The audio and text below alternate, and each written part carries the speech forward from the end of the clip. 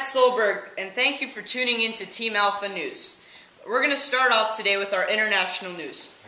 Heavily armed insurgents wearing suicide vests attacked a U.S. embassy in Kabul, Afghanistan. As the insurgents fired rocket-powered grenades, Westerners sought shelter. Afghan troops responded with bullets, and 6 people were killed with 19 injured.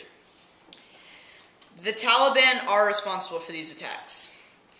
2 Americans serving 8-year prison terms in Iran for spying will be granted a unilateral pardon and released in 2 days. Iranian President Mahmoud Ahmadinejad told the Washington Post on Tuesday.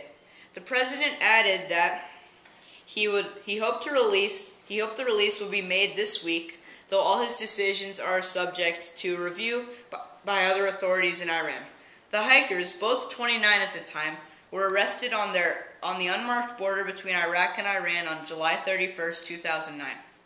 They claimed to have unknowingly crossed the border while hiking the northern province of Kurdistan, Iraq. And now we have breaking news from China. Thank you, Dusty.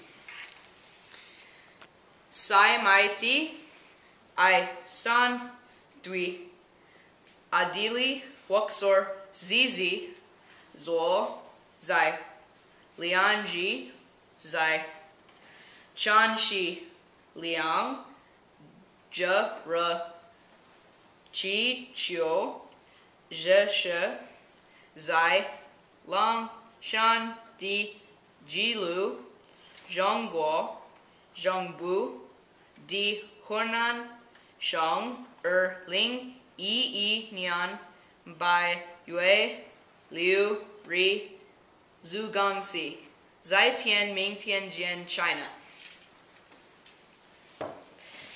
And now we'll move on to our nation's news. Sunday, September 11th, 2001 to 2011 marks the 10th anniversary of the terrorist attacks on the World Trade Center in New York City. A memorial was opened to the public on Sunday, but an error was found. Jeffrey Schreier, a victim of the attacks, had his name spelled incorrectly, carved in stone. Michael Frazier said in an email to the New York Times, "We are extremely sorry for the pain this mistake has caused to Jeffrey's family. As soon as we found out about this error, we began working to make it right, and we're engaged with our fabricators, contractors, and architect to do so."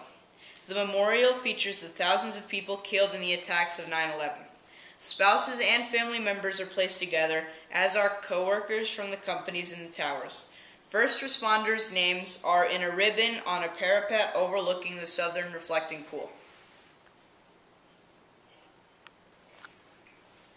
And now we'll go to our local news for the Phoenix area.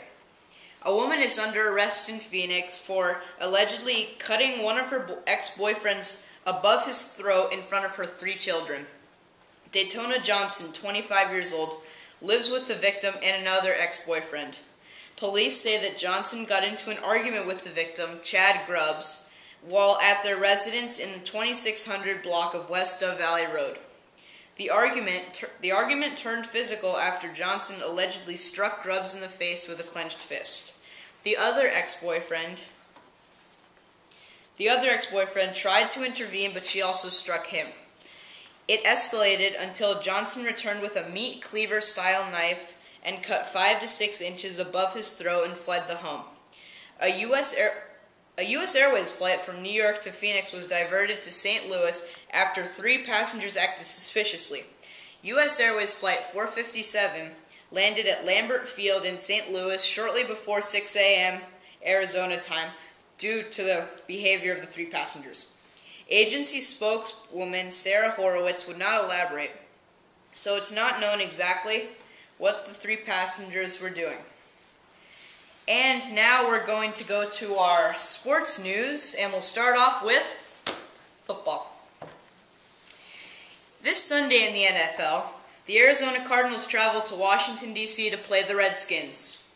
The Cardinals are following their 28-21 win over the Carolina Panthers the previous week. Washington's also coming off a strong 28-14 win over the New York Giants. Last week, the New York Jets scored 17 points in the fourth quarter to defeat the Dallas Cowboys. This week, the Jets are hosting the Jacksonville Jaguars, who are coming off a 16-14 win over the Tennessee Titans. The defending Super Bowl champions, the Green Bay Packers, square off in Carolina against the Panthers. Green Bay dominated the New Orleans Saints last week, while Carolina's rookie quarterback Cam Newton threw a whopping 422 yards in their defeat, which is a record. And on Monday Night Football, the St. Louis Rams play the New York Giants, both teams coming off a double-digit loss the previous week. The Rams losing 31-13 to the Philadelphia Eagles, and the Giants losing 28-14 to the Washington Redskins. Our sports analysts predict a close game, though possibly boring. In college football Thursday night, number 3 LSU faces off against conference foe 25 Mississippi State.